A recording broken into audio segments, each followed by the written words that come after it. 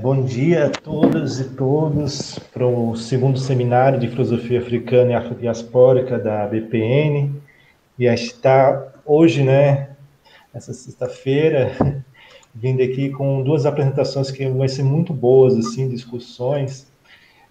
O Jefferson da Costa Vaz, que ele é doutorando de Filosofia pela PUC do Paraná, com o tema Necrotecnologia, a Necropolítica, Diagnóstico de Fanon e Mbembe, e o professor Fernando de Sá Moreira, da Educação, lá da Federal do Fluminense, Usos e Apropriações de Anton Wilhelm Amo.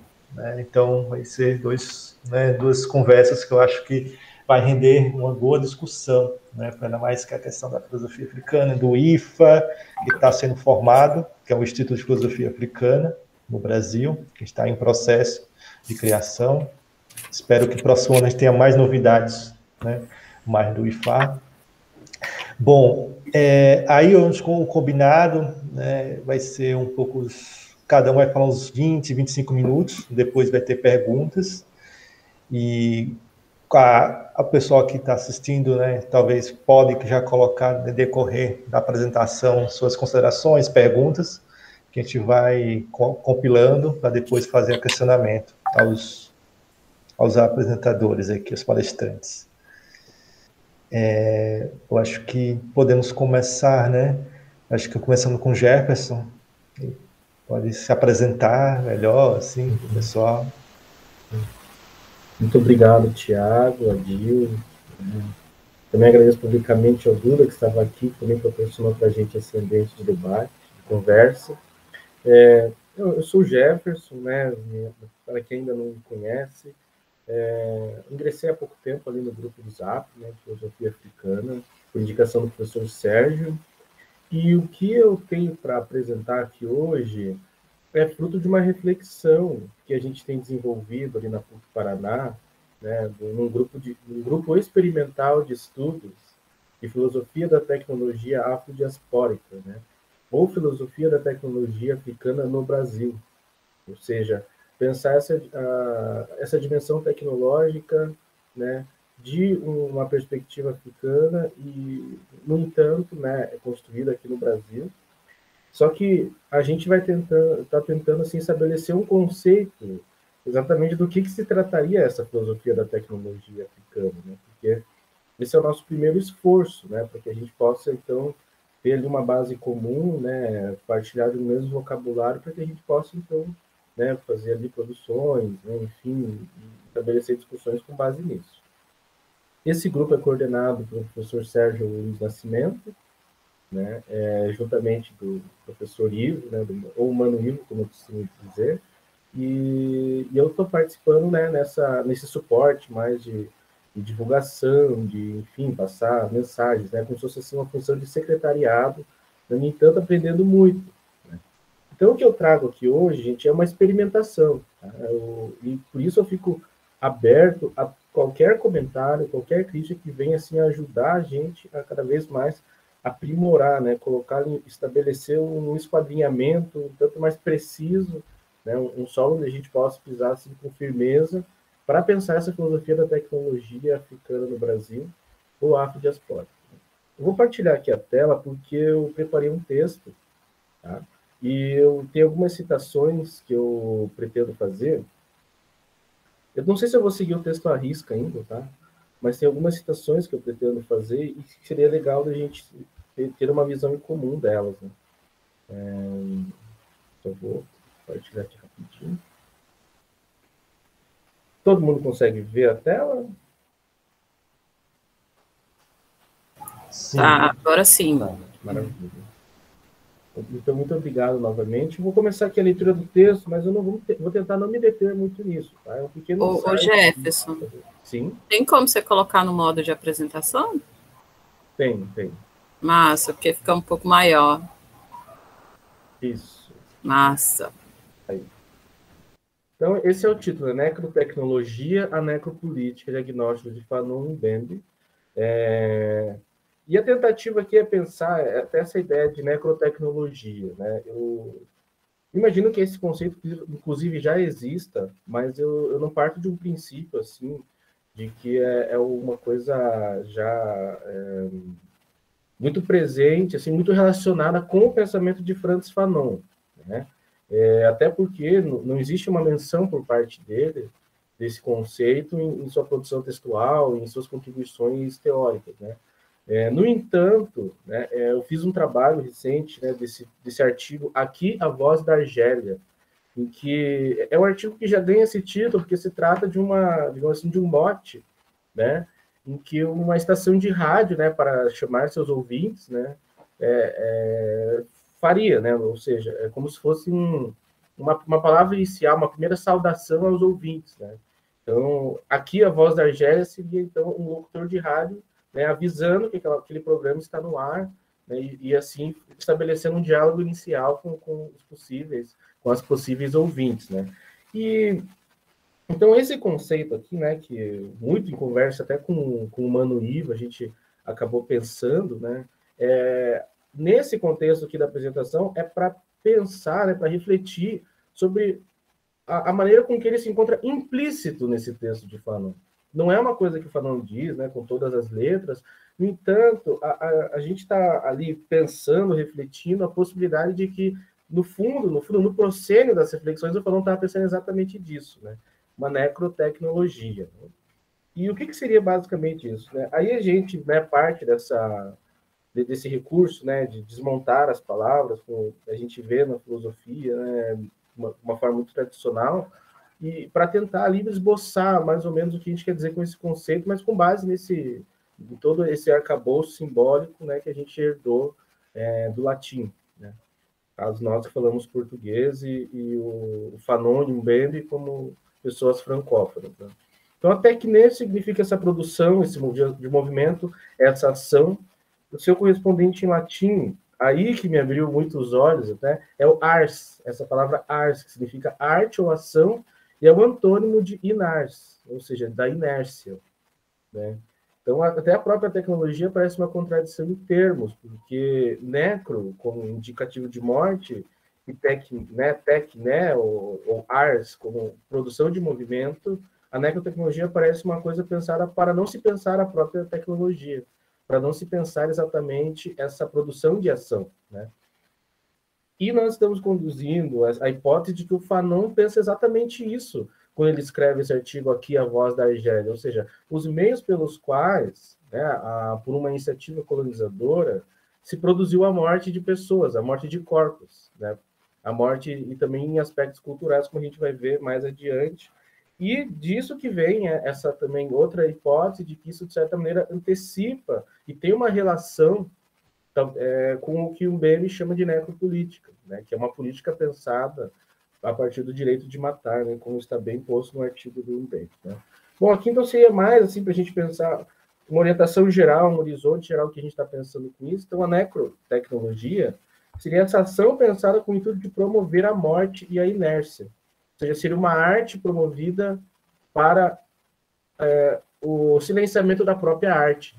Uma ação promovida para obstar a própria ação, digamos assim. Né? E pensamos que é esse o enfoque do Fanon, e é isso que ele critica, né, no seu texto aqui, A Voz da Argélia. Bom, fazendo essa primeira contextualização do que a gente quer dizer com necrotecnologia, né, no nosso grupo de estudos, então eu vou partir aqui ao texto e, como eu disse antes, tentando não me deter muito ao texto, tá? Então, iniciarei aqui a leitura.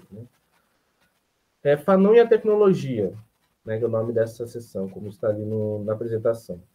Numa primeira vista, poderíamos pensar que no texto aqui, A Voz da Argélia, Fanon pensou a tecnologia tal como geralmente a gente compreende, né, confundindo a tecnologia com aparatos tecnológicos, fruto de uma ação pensada para configurar determinada coisa. É com certa razão que poderíamos inferir isso, pois o Fanon é explícito ao dizer, nas primeiras linhas desse texto, né, que neste capítulo propomos a estudar as novas atitudes adotadas pelo povo argelino no curso da luta de libertação em relação a um instrumento técnico preciso, o aparelho de rádio.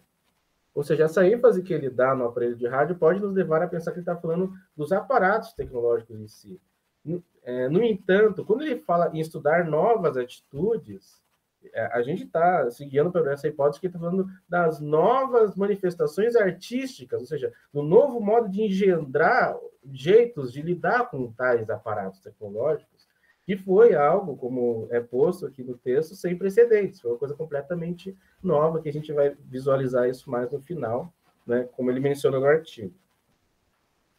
Então, né, a gente poderia pensar que ele está lidando apenas do rádio, do uso do rádio, como é que foi, né? E não da tecnologia nesse sentido amplo, nesse sentido artístico, né?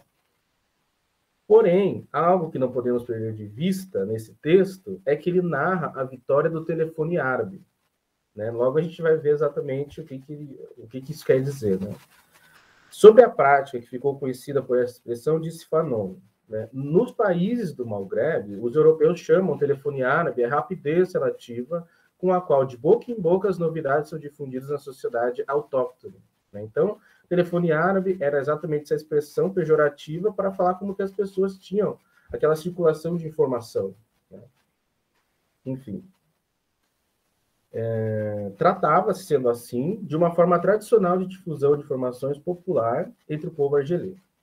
Fanon não narrou uma mera compreensão de como utilizar um instrumento técnico nesse texto, mas as novas atitudes adotadas pelo povo argelino em relação ao aparato. Assim, não se trata de uma mera assimilação cultural seguida de uma resposta aos ataques do colonos que espelha esses ataques, mas da apropriação deste recurso, somada a uma adaptação disso com impulsos criativos que se encontravam tradicionalmente interiorizados em cada argelina e em cada argelino, né? Aqui eu coloquei os dois gêneros, porque tem um texto do Fanon nesse livro, né, que é o ano quinto da Revolução Argelina, em que ele fala do protagonismo das mulheres quando elas pegavam em armas, né, para, enfim, expulsar os invasores da Argélia. É nesse sentido que falamos de uma vitória do telefone árabe, pois foi este o desfecho da chamada Guerra das Ondas. Contudo, antes de se revelar como se deu essa vitória, convém uma contextualização para pensarmos como aquele povo esteve sob a égide de um regime necrotecnológico e o resgate de seu potencial tecnológico, né, o resgate do potencial tecnológico que foi feito, então, por aquele povo com a finalidade libertária, em defesa da vida. Neste artigo, Fanon narrou como as estações de rádio foram introduzidas no contexto da Argélia, ressaltando como as famílias autóctones resistiram a esta novidade, pois ela difundia mensagens que estavam na contramão dos costumes locais. Porém, depois de 1945, o movimento revolucionário orientado à libertação em relação à metrópole francesa reconheceu que, mediante esse aparelho, se difundiam inúmeras informações falsas acerca dos povos originários e da terra invadida, né? Aqui eu só queria fazer um parênteses, porque isso leva a gente a refletir muita coisa a respeito do que a gente está vivenciando hoje e chamamos, né, de fake news, né? E não sei, eu até estou pensando de fazer um levantamento junto com o Mano Ivo, junto com o Mano Sérgio, do como a fake news é um recurso colonizador por excelência. De como que, onde houve colonização, houve problema com informações falsas, com mentiras criadas, a fim de criar, aí fazendo uso de uma expressão do Mbembe, esse inimigo ficcional, né? Porque se a gente for parar para pensar assim, em outras manifestações, gente, estou falando aqui por alto, tá? Caso alguém queira criticar essa minha colocação, acho que ótimo, porque assim, eu não vou falando essas coisas, não vou passando isso adiante de uma maneira irresponsável. Mas, assim, a gente já tem esse exemplo aqui da Argélia, né? Que teve que fazer uma própria estação de rádio, teve que fazer uma própria tiragem de jornal para conter essas notícias falsas, né? Nós temos também o movimento dos Panteras Negras, que tiveram que também forjar um meio de disseminação de informações para combater notícias falsas, né? Enfim, a gente pode até levar isso para outras dimensões, né? Inclusive a nossa, aqui onde a gente vive, né? Porque se a gente pensar, por exemplo, aquele documentário, eu acho que é Brasil em Guerra.doc, uma fala muito significativa do Krená foi dizer que mentiram, né? Enfim, a narrativa de descoberta, de conquista do Brasil é uma mentira inventada, né? Então, por isso que eu penso, né, como que esse recurso de fake news é algo colonizador por excelência. é uma tecnologia para o apagamento, é uma tecnologia para a inércia, né, para tentar promover uma falta de movimentação criada a partir do próprio, né, dos próprios povos originários, ou aqui no caso do Brasil e da população negra, dos povos então foram sequestrados e que, né, construíram suas vidas aqui. Mas isso é só um parêntese, não é o tema da fala, foi algo que me ocorreu agora e que achei interessante comentar, porque a gente pode debater depois, né? Enfim. Então, eles estavam ali diante de inúmeras informações falsas acerca dos povos originários daquela terra invadida, né? Tais informações transmitiam mensagens com este teor, tanto teor mentiroso, tanto para narrar uma artificial mito de origem, que aí tem, acho que, uma coisa muito semelhante ao Brasil, exprimindo que aquele país tinha vários heróis franceses, né? Ou seja, que foram responsáveis, vários militares que, na verdade, são verdadeiros assassinos, que são tidos como heróis, né? Isso não é muito diferente, né? Porque no Brasil o opressor recebe condecoração o tempo todo, né? Então, mentiras nesse sentido, como mentiras para criar ardilosamente a imagem de inimigos comuns, inimigas comuns do progresso daquela região, né? Fazendo uma nítida referência aos autóctones e às autóctones em geral, e, sobretudo, as pessoas que não se identificavam com a colonização, né? Contando mentiras, então. Existia lá uma imprensa francesa que fazia isso, contava mentiras, né? Inventava narrativas de origem.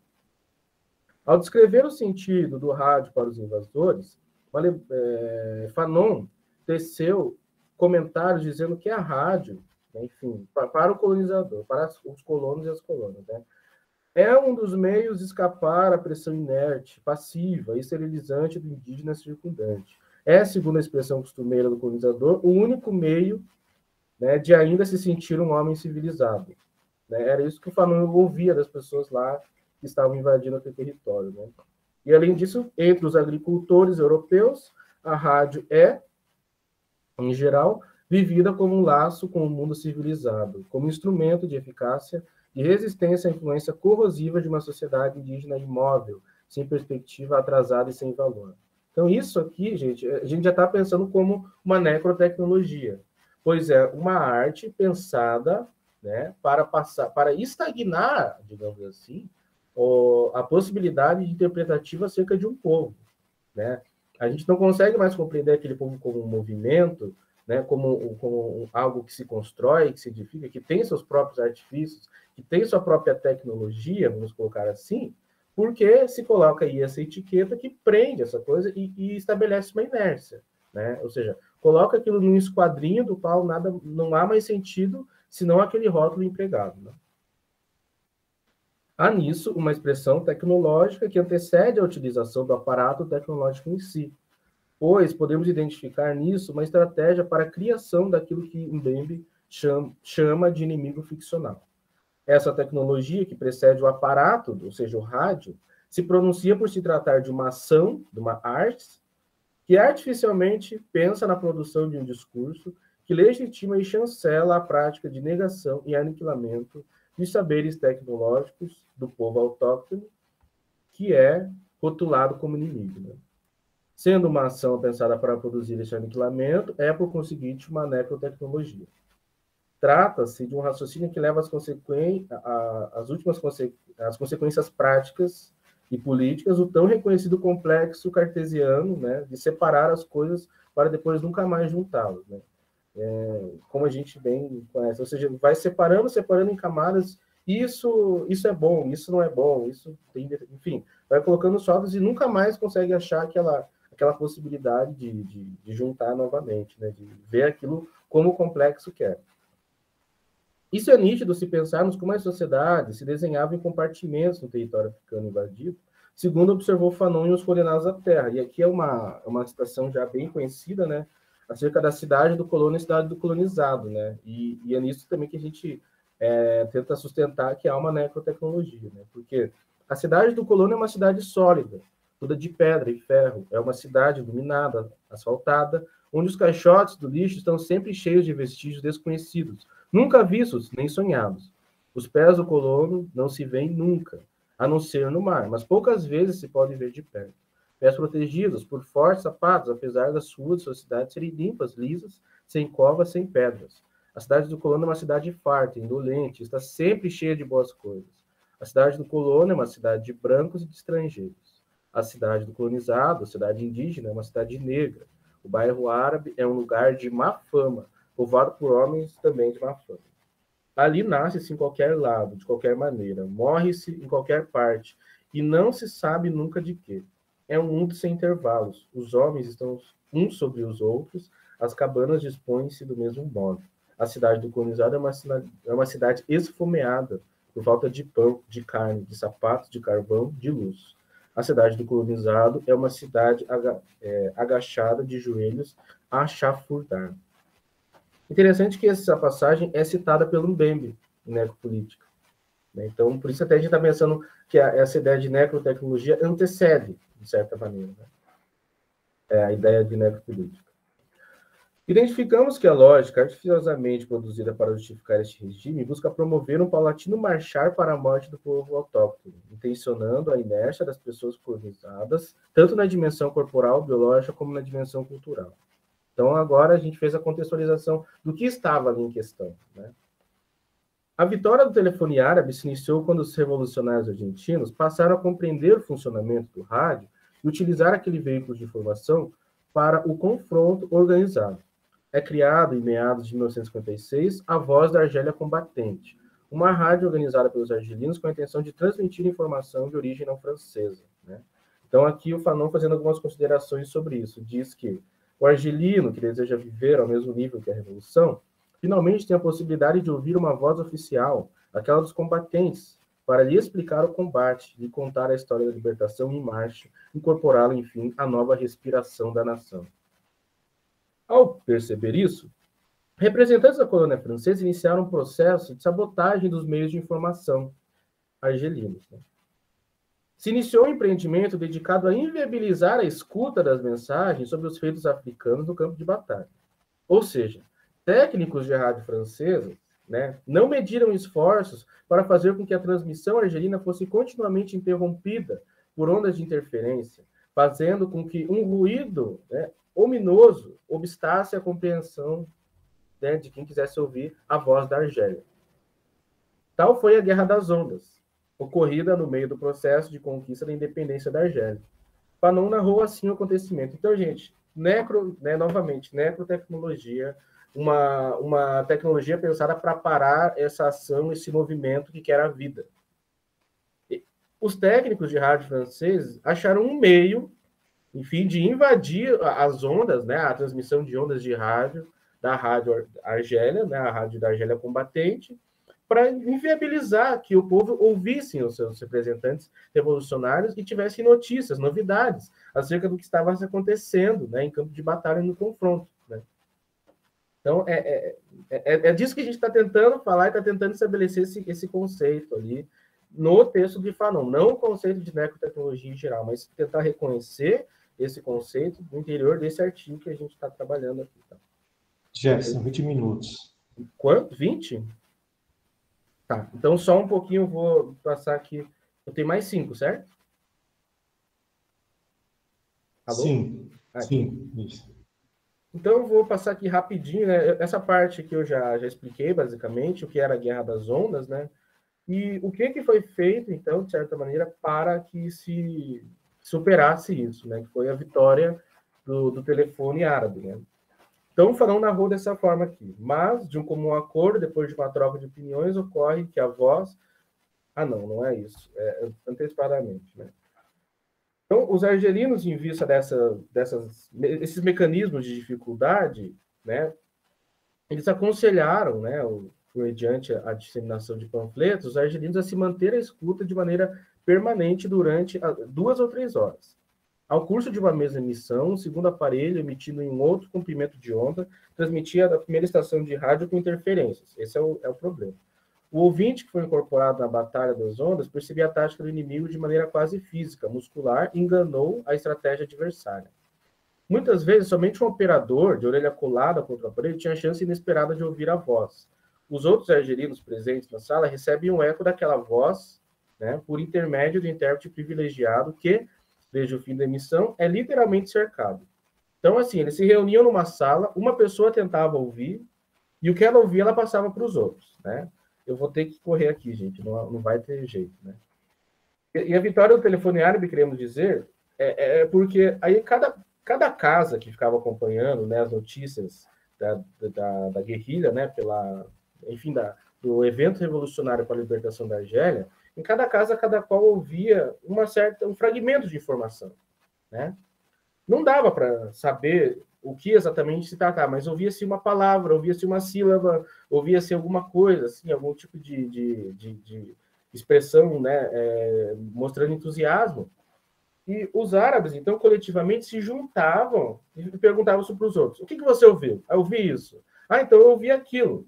Então, eles inventaram ali um modo de entender essa informação mediante uma atividade assim em que eles teciam, né, pedaços de notícia, e ao final eles tinham ali todo um tecido do que aconteceu e podiam, então, assim, comemorar, porque cada qual ouvia um pouco do que acontecia, né, mesmo com a dificuldade das intervenções, das interferências de rádio, e eles conseguiam, no final, tecer ali um discurso comum acerca do que havia acontecido, né?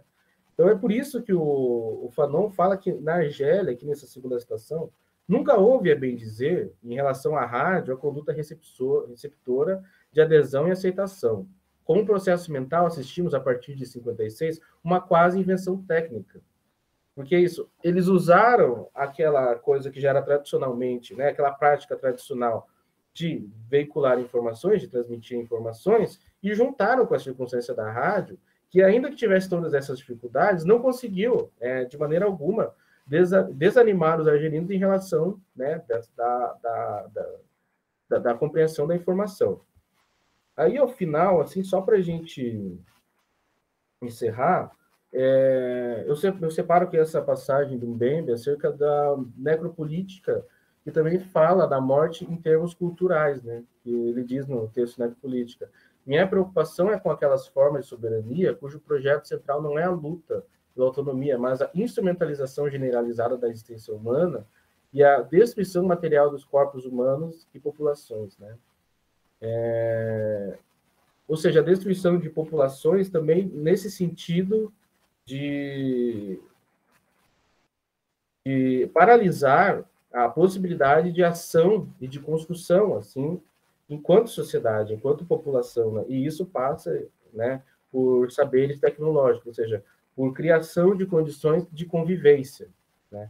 Eu tive que correr aqui no final, mas espero que a compreensão tenha se dado da melhor maneira possível. Peço desculpas, assim, de ter preparado uma palavra tão longa, mas estou aberto agora para as perguntas e para a gente estabelecer um debate, e talvez nisso eu possa me explicar tanto quanto melhor, minha intenção. Muito obrigado. Muito obrigado, Gerson. Bem, assim, a contribuição enorme de reflexões, assim, pensar esse conceito de necrotecnologia, né, como essa forma de dominação, né, outra maneira de matar o outro, silenciar o outro. Tem algumas considerações, mas já deixar para o final. A gente vai agora para o Fernando comentar um pouco, trazendo o Willer Ramo. Maravilha, obrigado, Tiago. Tá ótimo, obrigado, Tiago, Adil também pelo convite, pela mediação aqui, pela presença, todo mundo que está presente aqui, obrigado também. O que eu separei para falar hoje, na verdade, é algo que eu gostaria de ter discutido no Copene, mas no Copene eu tive uma certa dificuldade de me fazer presente no dia do debate, não pude discutir isso com os colegas, que são os resultados da pesquisa que eu venho fazendo já há algum tempo sobre um filósofo que tem começado a ser conhecido de ouvir falar no Brasil. Eu digo conhecido de ouvir falar no Brasil porque, de modo geral, o acesso aos textos, o acesso às informações mais precisas da vida e da obra dele ainda é muito dificultado, principalmente pela barreira linguística e pelas dinâmicas que aconteceram no Brasil relacionadas à figura desse autor, que é o Anton Wilhelm Amo, um filósofo da primeira metade do século XVIII, nascido em Gana, que tem toda uma trajetória na Alemanha e depois um retorno à Gana, tendo morrido aproximadamente em 1756, 59, existe uma boa divergência em relação à morte dele, mas que ele viveu e produziu principalmente ali entre 1700 em 1750 aproximadamente. Desde esse momento, ele ganha uma boa repercussão em diversas línguas, em diversos lugares do mundo, mas a recepção dele sempre se dá com muitas idas e vindas e com sentidos diferentes dos diversos lugares onde se fala o nome dele, principalmente em língua alemã, francesa e inglesa. E desde o século XVIII, por algum motivo muito interessante de se pensar, as informações a respeito desse filósofo basicamente não chegaram ao Brasil, né? Depois eu vou falar um pouquinho sobre a história da recepção desse filósofo e os movimentos de apropriação e de recepção que ele vai recebendo ao longo do tempo, mas é interessante perceber como os países de língua espanhola e os países de língua portuguesa passaram batido, de certo modo, a essa figura até mais ou menos, eu diria, por volta de 2012. Por volta de 2012, eu consegui identificar as primeiras pessoas publicando alguma informação sobre ele em espanhol e em português, mais ou menos simultaneamente. De 2012 para cá, houveram algumas publicações, mas ele passou a ser cada vez mais mencionado. No Brasil, a gente já não trata tanto quanto como um estranho, mas ele ainda na prática, bastante desconhecido no Brasil. Vamos lá. Eu gostaria de fazer um resumo rápido da trajetória desse filósofo e depois um resumo rápido também da recepção desse filósofo. O Amo nasceu muito provavelmente numa cidade chamada Axim. Axim é uma cidade que existe até hoje e que fica na costa de Gana. Né? Na época, a região como um todo era conhecida como Costa do Ouro. Né? Então ele nasce na Costa do Ouro, no Golfo da Guiné, na África Ocidental, nessa cidade de Axim, ou ali nas proximidades de Axim. Muito pequeno, e a gente não tem exatamente a noção de com quantos anos exatos isso aconteceu, mas com alguma coisa entre 3 e 8 anos de idade, aproximadamente, ele é provavelmente escravizado. Existem algumas pessoas que apostam na hipótese de que ele teria sido enviado pela própria família, mas eu particularmente acho que essa é uma hipótese fraca.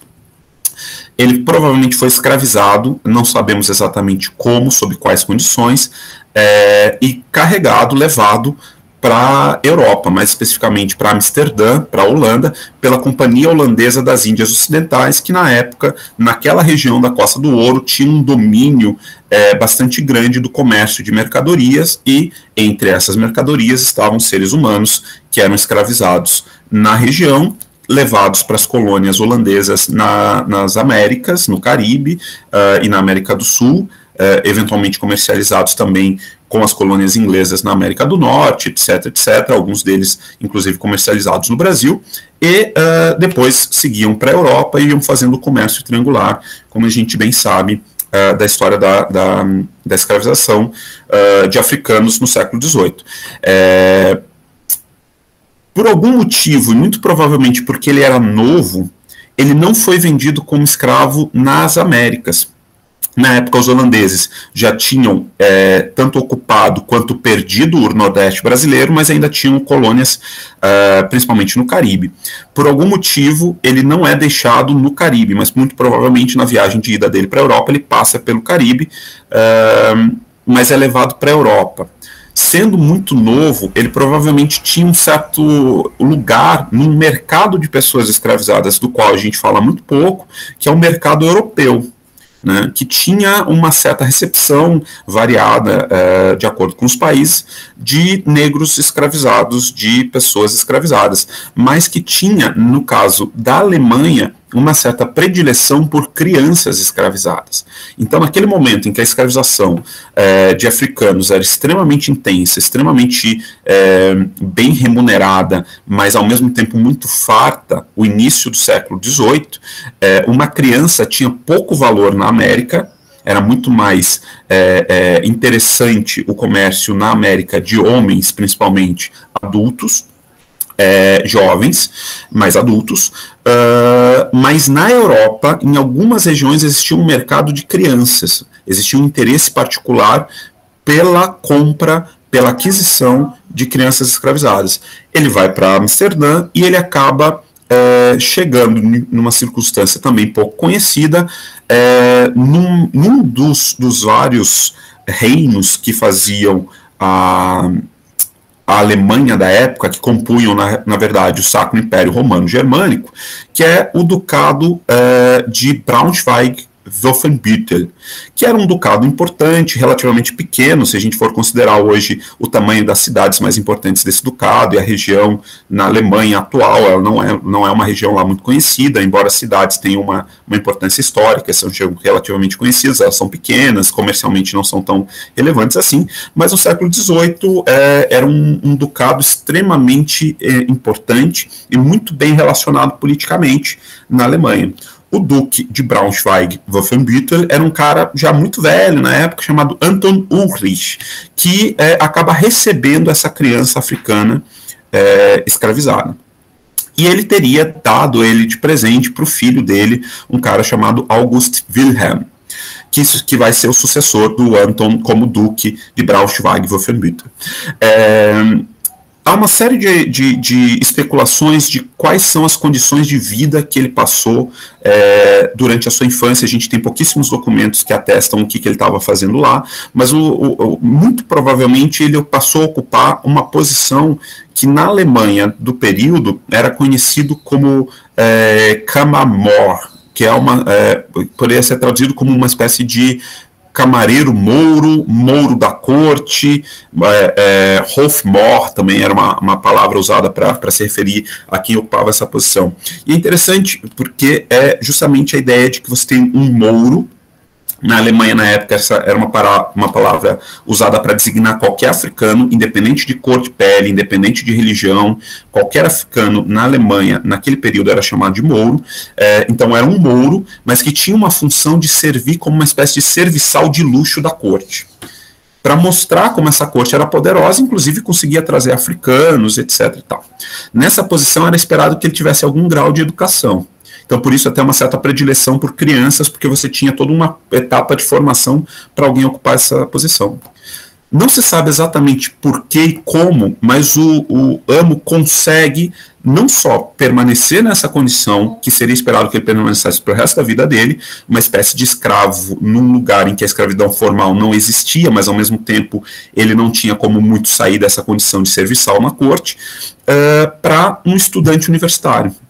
Então, lá pelas tantas, em 1729, a gente tem um registro, em 27, perdão, a gente tem um registro dele chegando na Universidade de Halle para estudar Direito, História e Filosofia. Ele faz uma trajetória na Universidade de Halle, que é uma universidade, na época, relativamente recente, se eu não me engano, é uma universidade que tinha uns 50 anos de história, uns 30 anos de história, quando ele chega lá, mas que hoje é uma universidade hiper tradicional na Alemanha, mas era uma universidade com bastante destaque nas suas propostas dentro de uma espécie de proto-iluminismo, de um iluminismo nascente na Alemanha. Então era uma universidade com um pendor progressista no momento em que ele chega lá, mas que depois vai se tornar uma universidade super conservadora em termos religiosos, etc. e tal. Quando o Amos chega ali, ele defende um dos seus trabalhos mais conhecidos e mais desconhecidos, que é o trabalho que talvez mais chame a atenção que ele produziu, mas que também chama a atenção pelo fato de nós não termos ele preservado, que é um trabalho sobre o direito dos mouros, portanto, um direito dos africanos, um direito das pessoas negras na Europa. A gente tem alguns registros comentando o trabalho, e nesses registros, aqui tem um barulho de serra, eu não sei se está chegando aqui para vocês, espero que não. Está chegando, enfim, espero que não dure muito. Supostamente nesse trabalho, segundo os registros que a gente tem, o Amo usa da história e do direito europeu, constituído no Sacro Império Romano Germânico, que se via como herdeiro do Império Romano, para discutir o direito de cristãos escravizarem negros africanos. E, a princípio, ao que tudo indica, ele defendia usando o próprio aparato jurídico histórico do Sacro Império Romano Germânico e do Império Romano Histórico, que era absolutamente ilegal a escravidão negra, absolutamente ilegítima a escravidão negra, tal como era conduzida pelos cristãos. Enfim, esse trabalho a gente não tem preservado, mas ele continua uma carreira universitária, passando posteriormente pela Universidade de Wittenberg e depois como professor pela Universidade de Iena. 3 universidades, na época, já bastante importantes, e ainda hoje, universidades bastante relevantes. Defendeu alguns outros trabalhos dentro de filosofia, principalmente dentro de teoria do conhecimento, lógica, epistemologia e afins. O trabalho mais conhecido dele chama-se Sobre a Impassividade da Mente Humana, um trabalho que eu traduzi recentemente, no ano passado, e lancei uma versão digital livre, para quem quiser ter acesso, mas é um trabalho bastante técnico, em que ele propõe que na relação corpo e alma, é o corpo, e exclusivamente o corpo, aquele que pode ter paixões e afetos, afecções, etc. Cabe à alma o pensamento, etc., etc., mas a alma não sente. Portanto, um título, por exemplo, como o do Descartes, As Paixões da Alma, seria uma contradição em termos. Né? Então ele polemiza contra uma série de autores, fazendo muito uso da medicina da época para sustentar os seus argumentos. Então é um texto muito rico, embora muito curto, porque existe toda uma relação entre ciência, filosofia, a filosofia europeia, mas também, aparentemente, resquícios do que seria a cultura africana original do Amo. Então, existem alguns filósofos contemporâneos que ao olhar para o Amo, que são da mesma região do Amo, ou pelo menos são de Gana, de uma região próxima, defendem que algumas das posições que o Amo propõe nesse texto, sobretudo a ideia de que ao corpo cabe no conhecimento um lugar privilegiado que era negado, por exemplo, por Descartes, que isso tem muito a ver com a própria cultura Nzema, que é provavelmente a etnia original do Amo, e que isso tem muito a ver com a própria língua Nzema. Então, é interessante observar que ele faz uma filosofia e apresenta essa filosofia, a princípio, aos moldes europeus, e discutindo basicamente com autores europeus, mas ele é extremamente interessado, aparentemente, pelas temáticas relativas à sua própria negritude. E o fato é que a negritude do Amo é um fato que não passa despercebido na sua recepção desde o seu primeiro momento na Europa. Né? Então ele nunca vai ser tratado pelos alemães como um alemão entre outros alemães, por mais que ele tenha passado uma parte significativa, ele passou 40 anos na Alemanha, mas ele sempre vai ser tratado como um africano, sempre vai ser referenciado como um africano e sempre vai assumir a si mesmo como um africano. E aí ele faz uma carreira de um sucesso muito relativo que nos permite pensar o lugar do negro na universidade, mesmo no Brasil contemporâneo, porque ele é sempre muito elogiado pelas suas qualidades intelectuais, pela sua sagacidade, pela sua qualidade como um professor. Ele supostamente foi um excelente professor em todas as 3 universidades onde ele lecionou, mas ele nunca consegue uma cadeira fixa. Então, ele é um filósofo e ele é um indivíduo que não que permanece na Europa, no mundo branco, sem lugar, indo de um lado para o outro, tentando achar um lugar fixo, sempre muito, muito elogiado por tudo aquilo que ele faz, mas sem conseguir se estabelecer de fato. Talvez por isso que ele resolve retornar a Gana ao final de sua vida,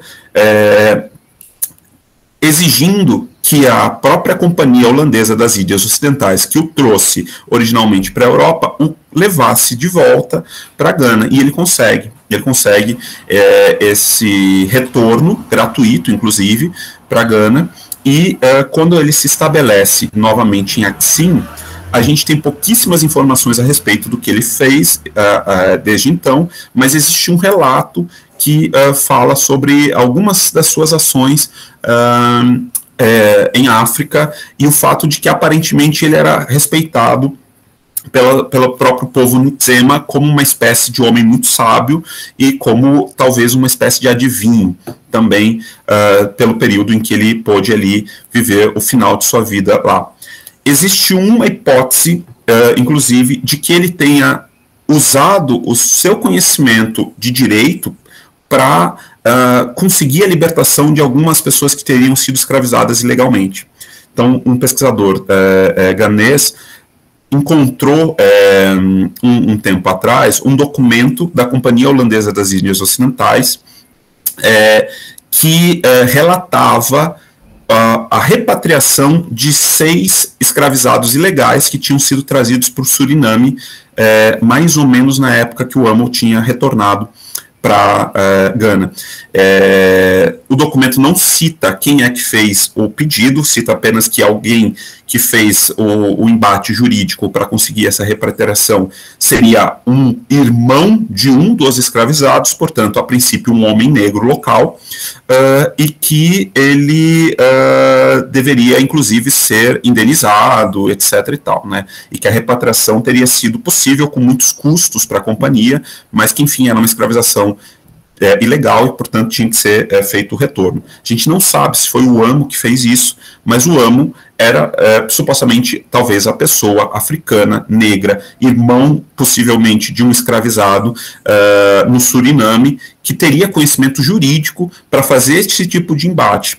Então, do meu ponto de vista, é muito interessante a gente pensar a história do Amo e as conexões da história do Amo com o Brasil, porque ela se dá desde da lógica dos holandeses ocupando territórios portugueses na África e no Nordeste brasileiro, até alguns paralelos que a gente pode traçar da história do Amo com Luiz Gama, por exemplo, e do tipo de ação política anti-escravista que que o Luiz Gama fazia no Brasil para a libertação dos escravizados ilegais, usando o próprio aparato jurídico europeu. Esse tipo de estratégia acontece inclusive nos textos teóricos de teoria do conhecimento do Amo. Quer dizer, a gente vê o Amo usar o Descartes contra o Descartes, por exemplo, para sustentar a sua argumentação. Ele usa positivamente certos autores de medicina, fisiólogos da época, para algumas linhas depois expor as suas contradições e avançar no seu próprio argumento. Então, parece ser o estilo do Amo. Mas, enfim, a gente tem algumas coisas poucas preservadas sobre ele, e já encaminhando o encerramento da minha fala, quanto tempo eu já falei? Eu esqueci de prestar atenção. 17 minutos. Então, já encaminhando, de fato, o encerramento da minha fala, eu tenho olhado com muita atenção, principalmente para as diversas reviravoltas da apropriação histórica da figura do Amo. Então, por exemplo, é muito interessante perceber que no início do século XVIII existe um racismo muito evidente contra o Amo, mas esse racismo ele é pouco ligado a aspectos exclusivamente biológicos. Ele é um racismo que se dá mais em termos que eu chamaria talvez de religiosos civilizatórios, aqui com muitas aspas. Então, é muito importante para os europeus que estão elogiando ele, mencionar que ele tinha sido batizado, por exemplo, portanto que não era um pagão, e que ele era um negro, um mouro, na real, mas que ele era um mouro que era culto, que tinha frequentado a universidade. Mas, ao mesmo tempo, sempre o destaque do fato dele ser negro. Né, dele ser um mouro, era algo que nunca passava despercebido. Mas, enfim, esse mouro se tornar um negro do ponto de vista biológico, isso vai se dar somente no final do século XVIII, num movimento de apropriação que eu acho muito interessante, porque ele se dá numa figura chamada Blumenbach. O Blumenbach é um dos propositores da existência biológica de 5 raças humanas. Num período em que se discutia se existiam ou não raças humanas e quantas raças seriam, ele defende um modelo de 5 que foi mais ou menos um modelo estabelecido, né? O branco, o preto, o vermelho, né, o indígena americano, o amarelo e o marrom, que seria o asiático ali da Malásia, da Índia, etc. E o Blumenbach, ele tinha uma defesa da inferioridade das outras raças diante do branco, e ele entra em contato com uma série de histórias, inclusive com a história do Amo, através de pessoas que conheceram o Amo pessoalmente e que fizeram amizade com Blumenbach, e ele tem um texto em que ele revê essa posição. Essa posição historicamente não foi revista, o século XIX, isso é o finalzinho do XVIII para o início do XIX, ele revendo essa posição, o XIX compra completamente a ideia de que o branco é superior, etc., a gente sabe disso, mas o Blumenbach, ele faz uma revisão, e ele reconta a história do Amo, num período em que ela estava meio esquecida, ele é muito comentado no início do XVIII, depois é um pouco esquecido na metade do XVIII, e o Blumenbach retoma a história dele no final do XVIII. Ele diz, olha, entrando em contato com a história desse cara e de tudo que ele fez, e lendo os textos dele, não sou capaz mais de afirmar, como já fiz anteriormente, que o negro seria inferior. Esse negro, assim como alguns outros que eu tive contato com a história, eles mostram para mim que até que eu tenha qualquer outra evidência, eles fizeram muito mais e muito melhor do que a maioria, a esmagadora maioria de qualquer branco que eu tenho conhecimento. Então, tem essa coisa de fazer essa apropriação. E essa apropriação ganha toda uma história no século XIX nos círculos abolicionistas de língua francesa, inglesa e alemã. Quando começa um abolicionismo cada vez mais intenso nesses territórios linguísticos, a história do Amo começa a circular e começa a ser recontada 1000 vezes pelos abolicionistas, mas aparentemente, até onde eu consegui encontrar registro, ela não chega no debate abolicionista brasileiro, por mais que os abolicionistas brasileiros tivessem conexão com essas redes abolicionistas. No século XX, ela ganha, ele passa no final do XIX, a história dele começa a ser um pouco esquecida de novo, e no início do século XX ela começa a ser recontada. Tem alguns capítulos na reapropriação dessa história, mas eu particularmente acho muito interessante o capítulo que é meados do século XX. Em meados do século XX, durante o debate das independências africanas, o Amo se torna uma figura central para pensar a identidade de Gana. O primeiro presidente de Gana, também filósofo, Kwame Nkrumah, é nascido muito próximo da cidade de Axim. É ele mesmo um Ntsema. Não sei exatamente como ele conhecia a história do Amo, não sei como que isso chegou a ele, quando que isso chegou a ele, mas quando a Gana se torna um país independente, há um diálogo inicial com a Inglaterra, o ex-colonizador, mas há uma guinada em direção ao socialismo, e um diálogo mais intenso com a União Soviética e os países socialistas nesses primeiros anos de Gana.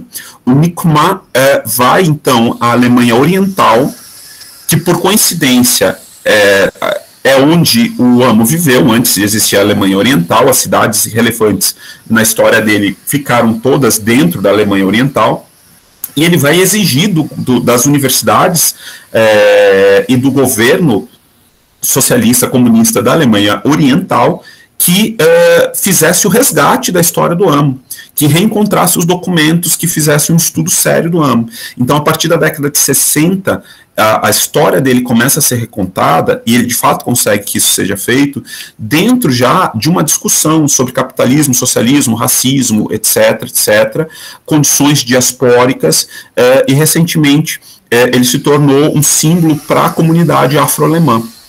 Um símbolo importante para pensar a condição diaspórica no mundo. Então, nesse sentido, a história dele é cheia de vai e vens e de apropriações e reapropriações, que eu acho extremamente interessantes da gente pensar, refletir, tanto para pensar ele mesmo, como para pensar aquilo que a gente pode fazer com ele. Enfim, vou encerrar por aqui, o resto eu deixo para a gente debater. Valeu.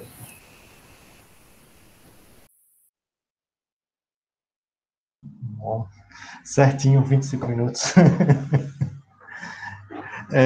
Então, muito bom você trazer a história do Amo. Eu me lembro que eu conheci, né, lendo algumas coisas, principalmente desse debate, desse enfrentamento, digamos assim, de o Amo com o Descartes, como você vai colocar, né, como ele vai pensar a impassividade da mente, né, algo do tipo, era o título do trabalho dele. E uma coisa que você falando, Fernando, que me veio à mente, como em Ramos já apresenta a ideia de como a sensibilidade orienta o conhecimento. Digamos assim, a gente conhece as coisas pela sensibilidade, ele já colocava isso, com esse ponto, né? E eu acho que aí a gente pode, dentro da filosofia moderna, há uma discussão do racionalismo, empirismo, aí não pode dizer que ele é empirista, né? É outro sentido que ele coloca a sensibilidade ali, um campo muito maior, né? A gente pode, não sei, você pode dizer assim um pouco, seria uma próxima que a gente vai tentar entender hoje lendo a Yovoni, né, com cosmopercepção, com a ideia dos sentidos, da orientação da organização do mundo, né, mais nesse campo. Né? Não sei se daria pensar nisso. Aqui tem várias perguntas, algumas que chegaram. Eu fiquei pensando que, em vez de eu comentar e falar, para dar um caráter mais polifônico, né, de convidar as pessoas que colocaram as perguntas, se elas querem falar alguma coisa, né? Digo, o Teófilo foi o primeiro, né, a colocar uma questão. Você quer comentar algo, Teófilo? Abrir, comentar, falar o áudio? Obrigado, Thiago. Então, parabéns, Jefferson e Fernando, pelas apresentações, muito interessantes. E foi um comentário sobre o momento em que o Jefferson estava falando, dessa conexão de fake news, produção de notícias falsas e a utilização disso como um mecanismo de domínio. Então, me lembrei dessa discussão que o Mudimbe faz em A Invenção da África. Ele coloca como um dos pilares da estrutura colonial a reescrita da história e a reconstrução das mentes dos colonizados, porque sem esses elementos não é possível fazer a colonização. Então, acho que aí seria um caminho interessante para poder pensar esse jogo de notícias falsas com a colonização. E aí, se for trazer para uma coisa mais contemporânea, a gente tem a discussão de epistemologias da ignorância, e aí mas já é uma discussão que também acho que se aplica bastante, a ignorância branca. Então, a gente tem uma discussão principalmente ali em epistemologia analítica, produzida principalmente nos Estados Unidos, tem pessoal discutindo isso, que eu acho que vale a pena dar uma olhada também, mas principalmente essa coisa do Mudimbe, enquanto o Jefferson estava falando, eu falei, nossa, esse é o casamento que dá certinho ali, então acho que vale a pena dar uma olhada, e é um tema bem interessante, então quero acompanhar o seu trabalho para ver os desdobramentos aí. Então, parabéns, Jefferson, e parabéns, Fernando.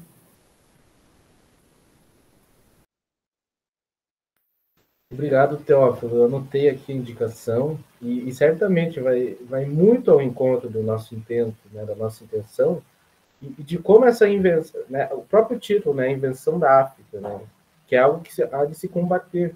E como isso está ali, é a parte crucial assim, do debate do Fanon, nesse texto principalmente, mas não é explícito, mas é um modo com que ele vai pensando os mecanismos que os argelinos utilizaram para se desvencilhar dessas informações inventadas acerca de si e novamente resgatar o que é mais tradicional naquele contexto de disseminação de informação, que foi o que acabou vencendo, né? O aparato em si não foi um detalhe, mas aquela possibilidade de fazer aquela transmissão de notícia boca a boca, o Fanon coloca literalmente de orelha em orelha. Não sei se ele faz uso de algo mais assim local para fazer essa formulação, foi o que acabou vencendo.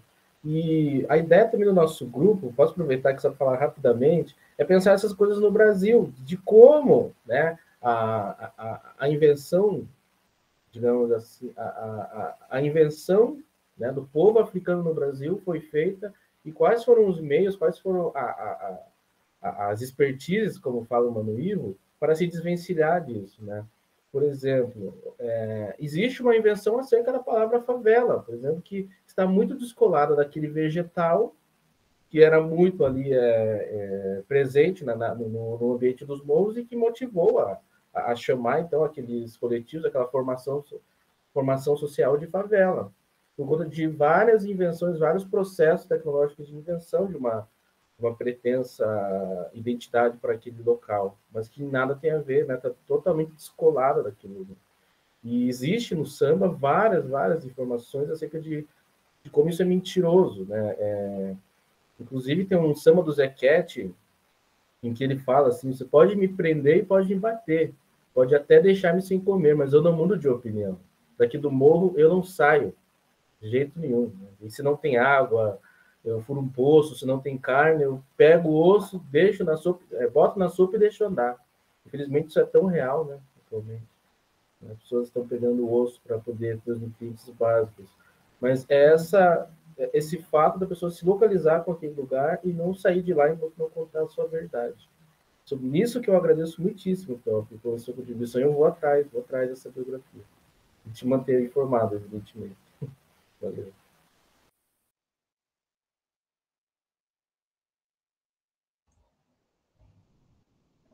Fernando, você quer comentar algo sobre da ideia da cosmopercepção e essa ideia da sensibilidade como orienta o conhecimento? Posso comentar sim.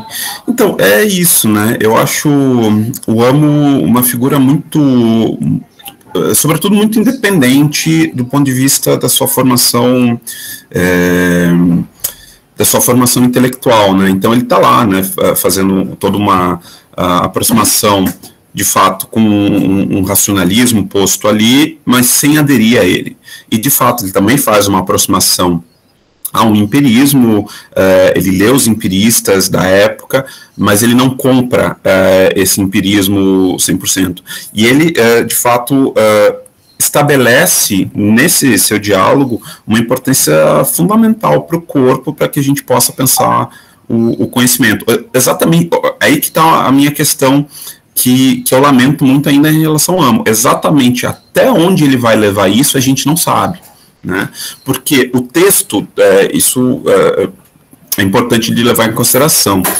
O texto sobre a impassividade da mente humana, que é o texto mais famoso dele, e hoje mais acessível em qualquer língua, inclusive em português, não é um texto para ser lido.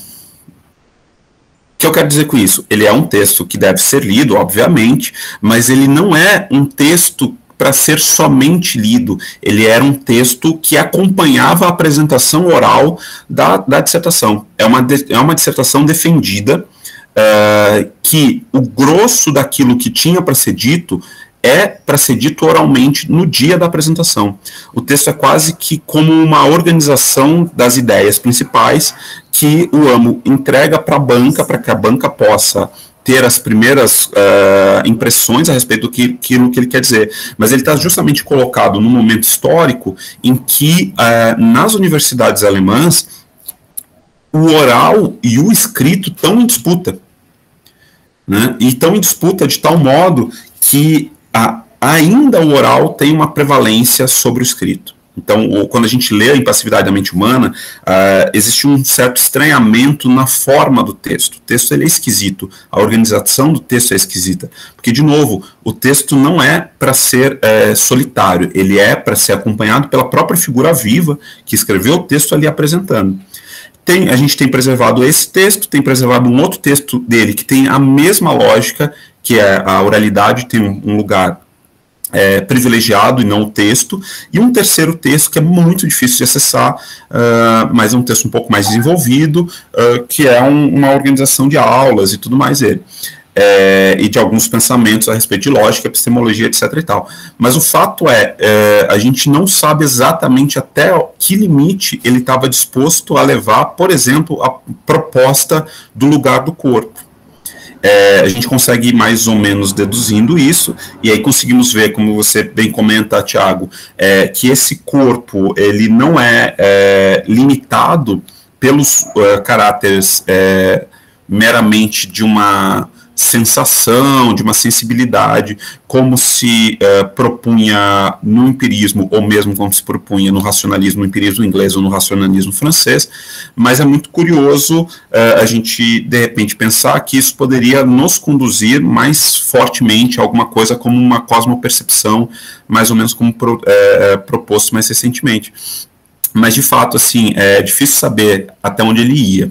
O fato que a gente percebe é que ele não estava contente com a limitação do corpo como mera máquina, ele não estava contente com o próprio lugar do corpo dentro do empirismo, que por mais que a gente tenda a colocar uma disputa entre o empirismo e o racionalismo, o lugar do corpo nos dois é um lugar de subordinação. Mesmo assim, nesse ponto eles não são contraditórios, pelo contrário, se complementam muito bem nisso, né? Mas acho que é por aí, acho que o teu comentário é muito pertinente, só que eu gostaria de poder ter acesso a mais materiais do AMO para saber, né, que ele tenha produzido, porque o fato é que a gente não sabe sequer se ele produziu mais textos.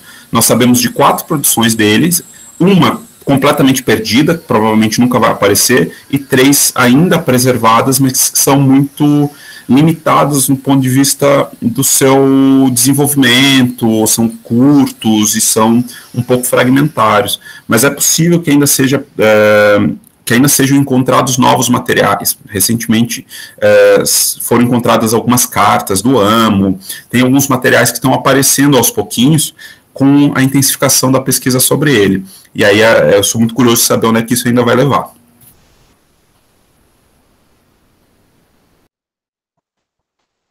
Com certeza, eu acho que falta, né, essa falta de aprofundamento, assim, né, do resquício do documento, fica meio pendente para a gente até onde ele iria com toda a sua divagação. Eu também, quem trouxe um comentário foi o Stack, eu não sei se ele quer abrir o áudio para falar um pouco da questão. Bom dia. Eu estava comentando sobre a questão que o Jefferson estava a apresentar sobre a necrotecnologia. Eu achei interessante o termo. E fiz um comentário baseado na ideia de que essas necrotecnologias, desde a rádio Angelina, não é, até a questão combatente, até hoje houve um avanço dessa necrotecnologia.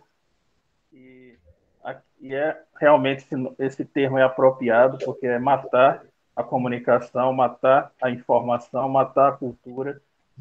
E o meu comentário foi em cima disso, de como essas mídias e esses avanços tecnológicos só ampliaram o leque de possibilidades de aplicar a necrotecnologia.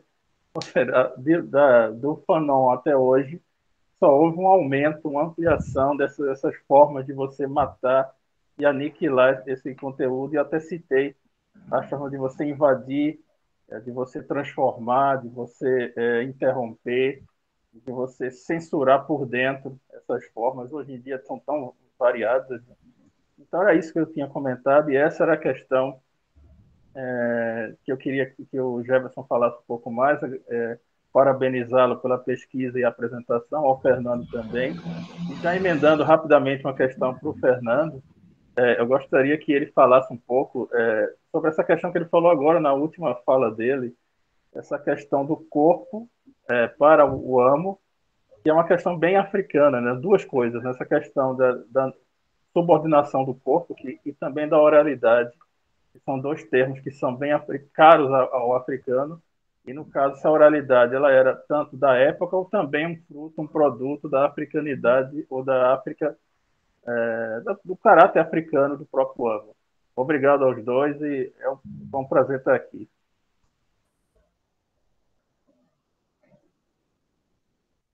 Acho que o professor Fernando pode começar, para não se perder a pergunta. O que vocês acham?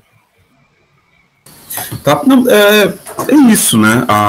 O AMO tem uma posição sobre o corpo que é ainda muito incompleta. Ainda é necessário fazer trabalhos de costura das entrelinhas daquilo que ele tem, daquilo que ele disse, para a gente saber exatamente para onde que vai. Mas o que está muito evidente é justamente esse enfrentamento por uma valorização do corpo, inclusive por uma valorização do corpo numa compreensão de um fazer filosofia que se dá no entrecruzamento, na encruzilhada dos vários saberes. Eu acho que esse é um outro aspecto que eu não destaquei, mas que eu acho muito interessante de destacar.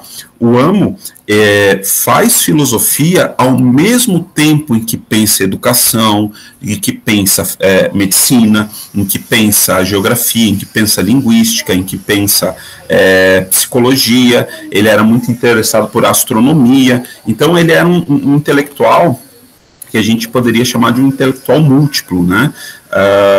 Porque tem essa necessidade de produzir em muitas áreas, inclusive. Então, se a gente vê, o primeiro trabalho dele é um trabalho sobre história e direito, mas ele continua com um trabalho sobre teoria do conhecimento, metafísica, ele tem um discurso a respeito de Deus, ele tem uma posição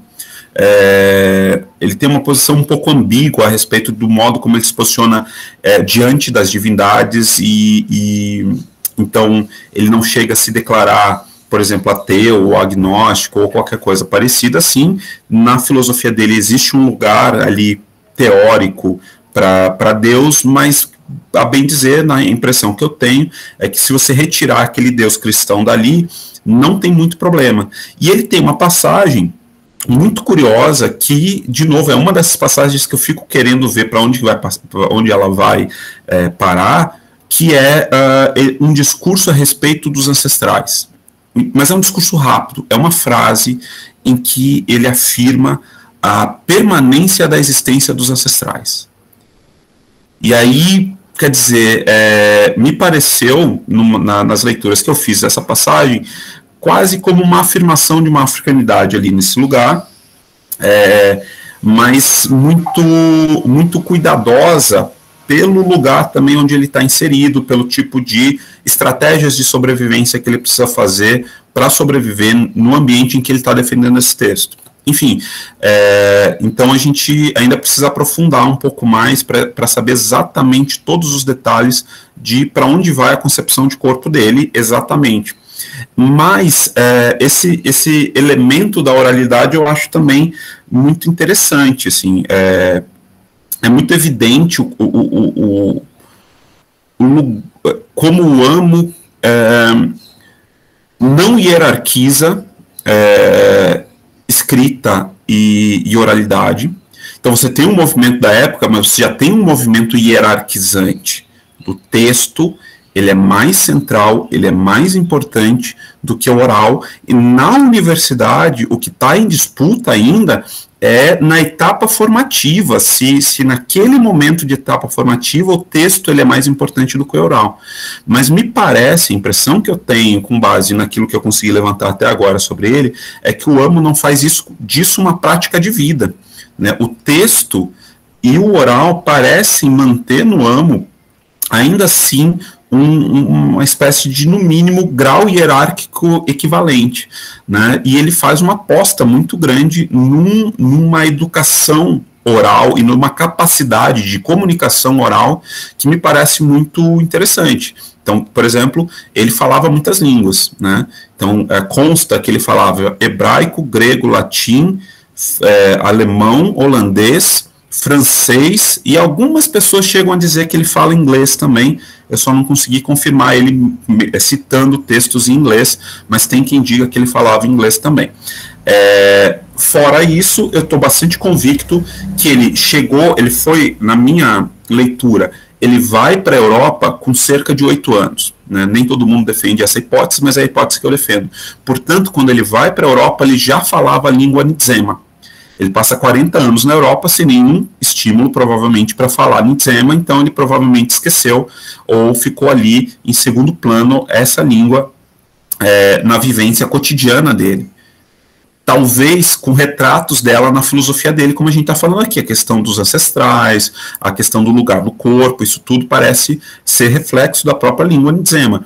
Mas quando ele retorna a Gana, ele entra em contato constante com a língua Ndzema de novo, e provavelmente existe uma boa chance dele ter reaprendido, retomado a sua vivência com a língua Ndzema. Então a gente está falando de uma pessoa que a circulação oral para ele é fundamental. O seu lugar como professor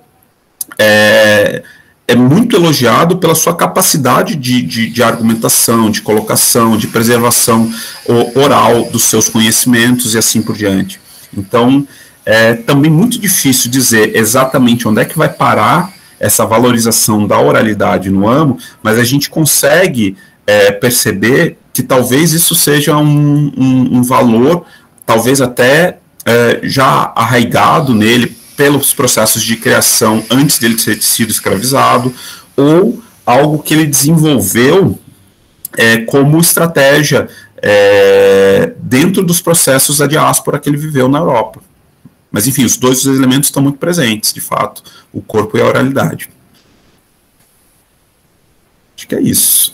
E qualquer coisa, se eu não respondi, pergunte de novo. Eu vi ali que o Tiago sugeriu para fosse feita a questão de Maria Eduarda. Vou perguntar a Maria Eduarda se ela Emenda? quer Pode ser, né? fazer a pergunta, que também remete ao Jefferson.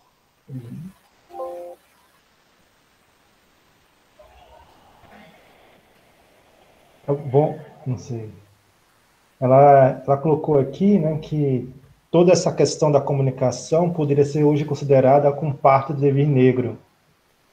Hoje era prejudicial para todos e não só alguns. Eu vou tentar Osmar. juntar. Então. Oi? O Osmar levantou a mão. Fique à vontade, Osmar.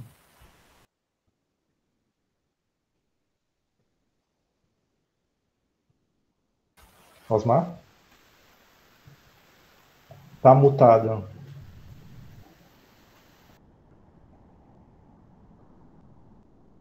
Tá Osmar, sem você está sem som. Está desligado o microfone. Osmar? Seu microfone está desligado. Obrigado.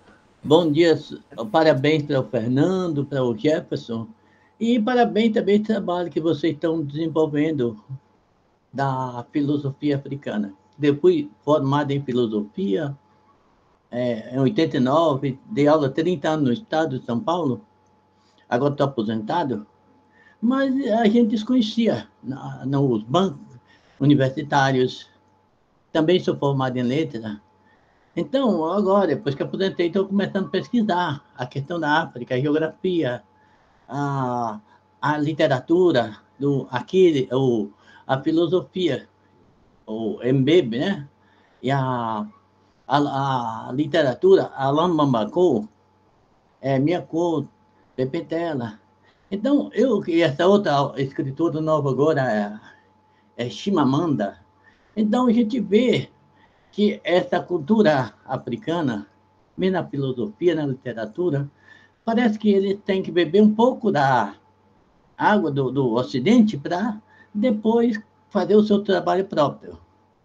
Agora, falando de realidade brasileira, como a gente poderia ver hoje pouquíssimos escritores, pouquíssimos pesquisadores falando sobre a cultura filosófica africana, ou mesmo a literatura. Então, a gente vê a Djamila Ribeiro falando mais de uma realidade brasileira, Conceição Evaristo. Então, ainda pouquíssimo isso. Eu acho que é trabalho de vocês. A gente tem que começar como formiguinha, pesquisando, tal, porque o currículo, a cultura africana, praticamente, ela não está no currículo escolar. Então, acho que esse trabalho que a gente pode fazer dentro da rede social, de canal de YouTube, de outros meios, que eu estava falando a questão da divulgação, da gente está divulgando esse lado da filosofia africana. Então, e tirando um pouco desse lado do mundo ocidental, porque tem que passar para o mundo ocidental, dar uma volta toda e chegar em nós. Quer dizer, porque quem beber a água como Chimamanda vai para os Estados Unidos, larga toda a África, depois volta para a África. Então, o próprio Mambako, que ele escreve, não sei se alguém conhece, é Copo Quebrado, ele escreve dentro de uma realidade francesa e da realidade americana. Então, essa questão da realidade, mas dentro do Congo. Então, a gente vê o Senegal.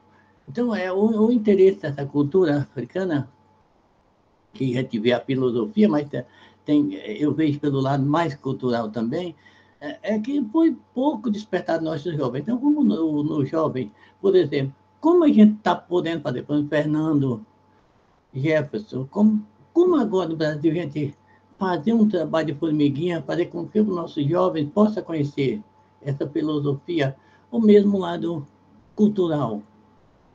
Obrigado. Imagino que essa foi para nós dois, né? Essa pergunta. Eu vou só para não ficar muito para trás, fazer um comentário ali acerca da fala do Eustáquio, tá bom? E da pergunta da Maria. Acho que começar pela pergunta da Maria, né? Acerca do devir negro. Eu confesso que essa é uma categoria que eu não tenho muito domínio, né? Primeiro eu vou falar assim, né? Mas eu imagino que seja né, acredito que sim, né? Na pergunta, deixa eu ver aqui a pergunta. Poderia ser considerada como parte do devir negro.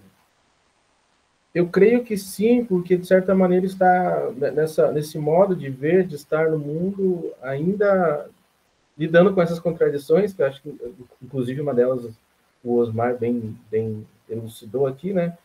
Essas dificuldades, esses dilemas de ainda estarmos, né, numa nítida herança de regimes escravistas e modos de pensar que são oriundos desses regimes e que se perpetuam, né?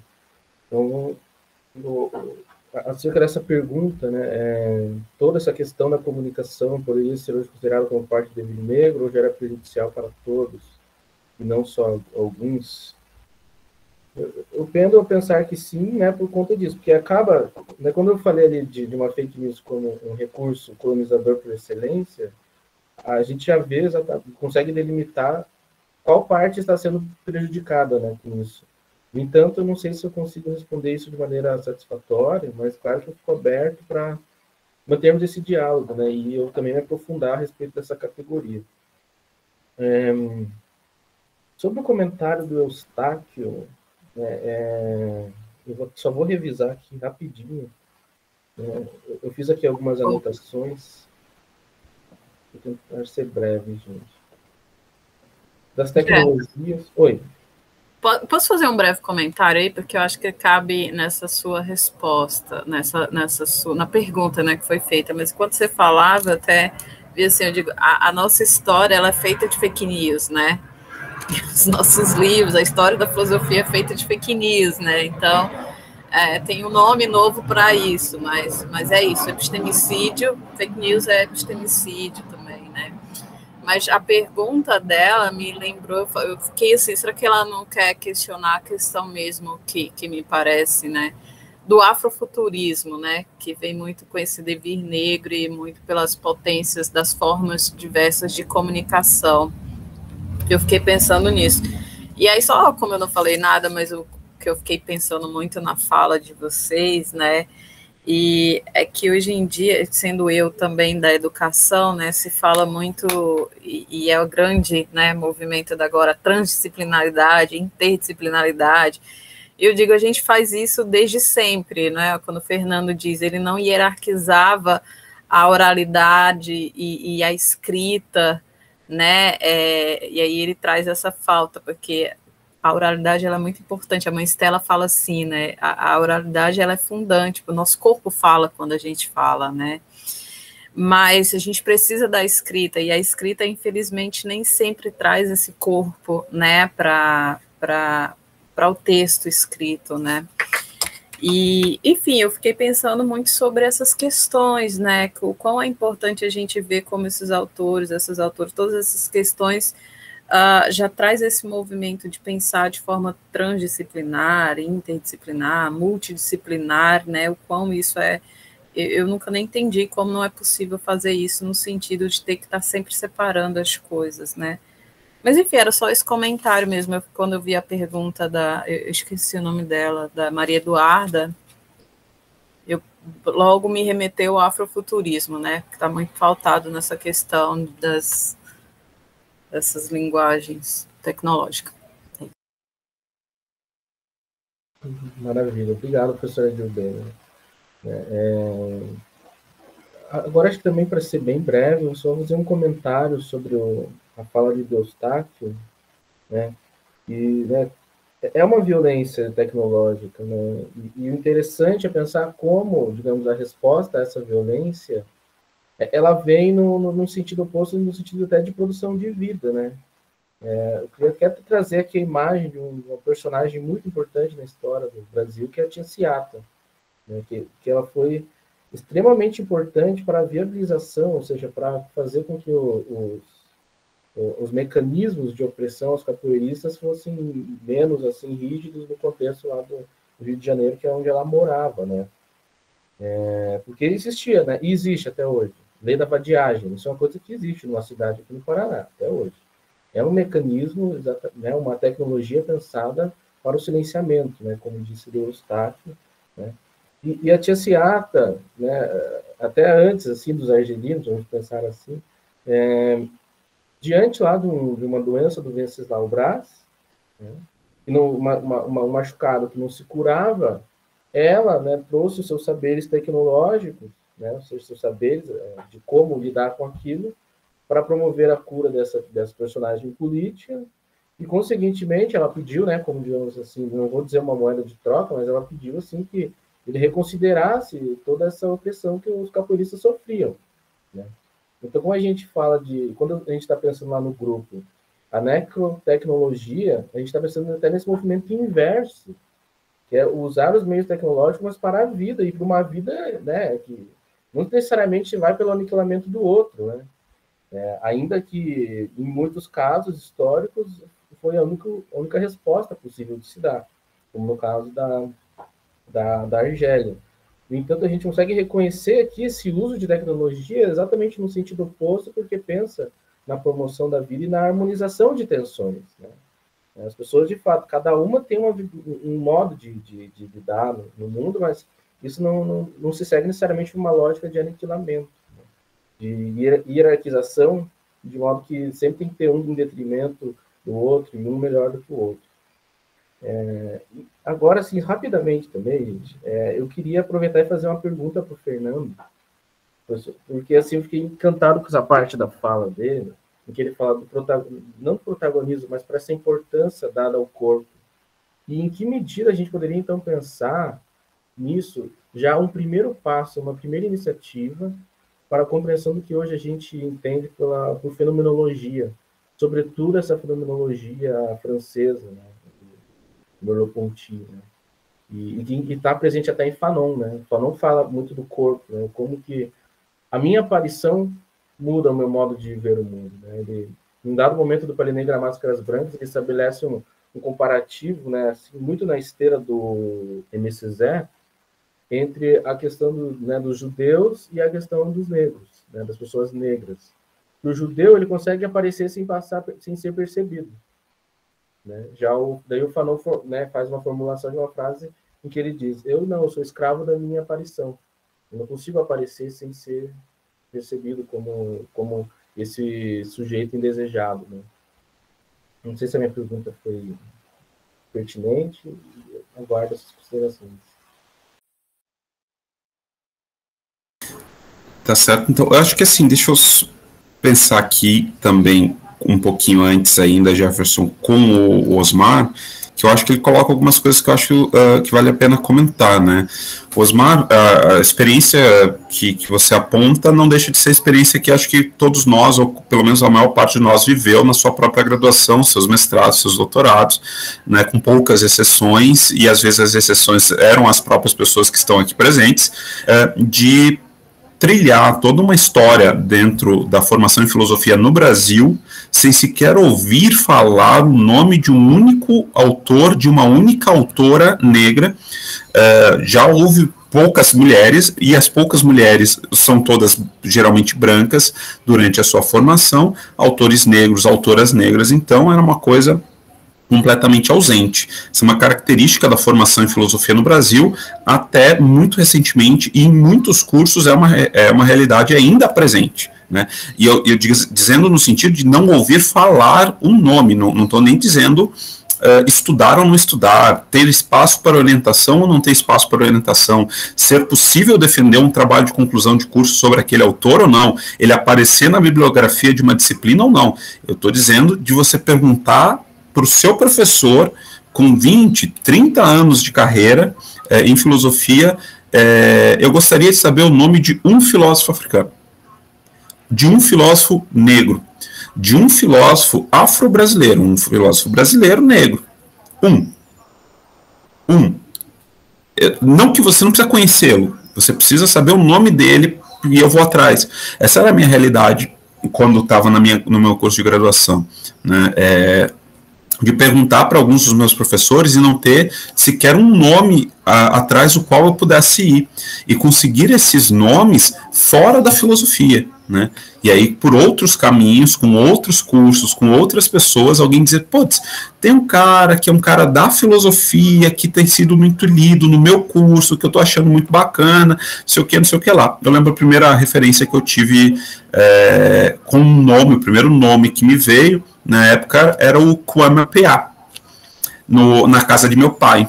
E o Kwame Appiah nem é assim um cara super revolucionário, nem é um cara super contestador das coisas, até um cara bastante na linha, assim, bem, e tem toda uma formação, e tem toda uma produção bem típica de filosofias ocidentais em alguns momentos, em outros ele dá uma fugidinha disso, mas não é um cara nada muito, mas é um cara que está pensando na África, de fato, é um cara que está pensando na negritude, é um cara que está pensando em algumas questões, e é um cara da filosofia fazendo isso, e publicando sobre isso.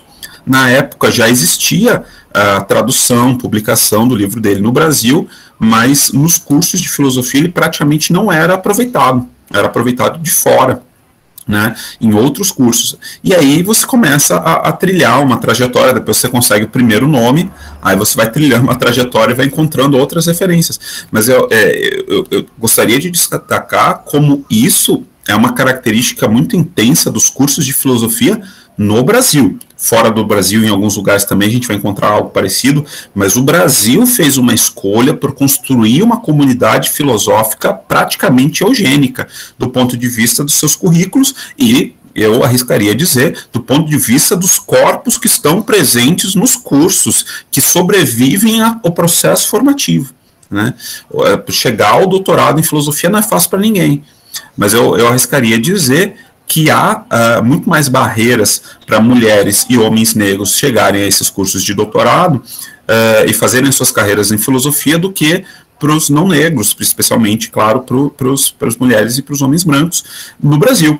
De modo que a gente tem um campo no Brasil que formou uma comunidade que blindou a si mesma da penetração desses temas que às vezes são discutidos fora do Brasil há muito tempo. Então, para a gente ter um exemplo que, para mim, puxando para o AMO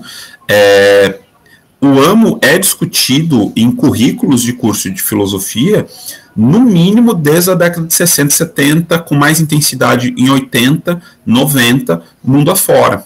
Mas essa discussão simplesmente não chegava ao Brasil, de novo, até muito recentemente. E o AMO é só um exemplo, entre outros exemplos, e alguns dos outros exemplos ainda mais gritantes até do que o AMO, né, de simplesmente a discussão não chegar. E não chegar por uma opção ativa, eu arriscaria dizer, do modo como a filosofia escolheu se estruturar no Brasil, escolheu publicar os seus livros, escolheu contar a sua própria história, que me parece, em alguns aspectos, ser muito típica de uma forma de relações de poder dentro de uma lógica colonial, que é a formação de uma espécie de elite intelectual, de uma elite que se coloca numa posição de um país que é subordinado, subalterno em relação aos países europeus, em relação aos Estados Unidos, quer dizer, mas que opta por ser mais legalista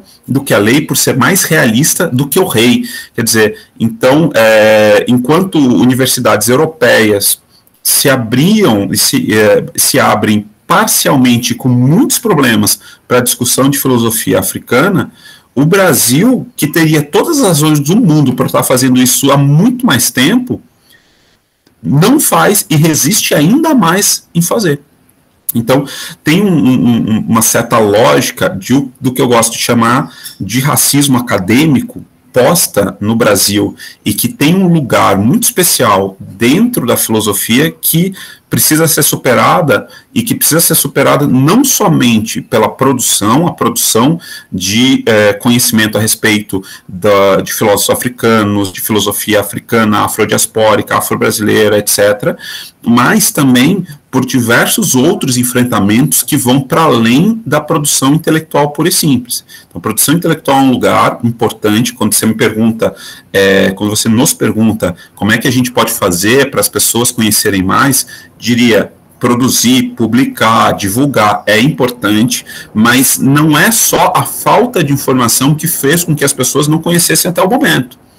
Existe esse processo ativo de bloqueio, de exclusão, de apagamento desses conhecimentos produzidos. Portanto, além do enfrentamento epistemológico, no sentido mais técnico, assim, de produção, também é preciso fazer enfrentamento às estruturas de poder, de localização, de organização de uma universidade que está posta de um jeito tal que exclui não só o conhecimento, mas as próprias pessoas negras nos cursos de filosofia.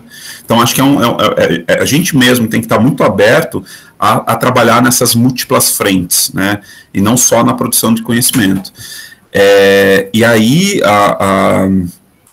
a questão do corpo, que aí é a pergunta do Jefferson, né, a questão do corpo com a fenomenologia, se isso não seria um primeiro passo.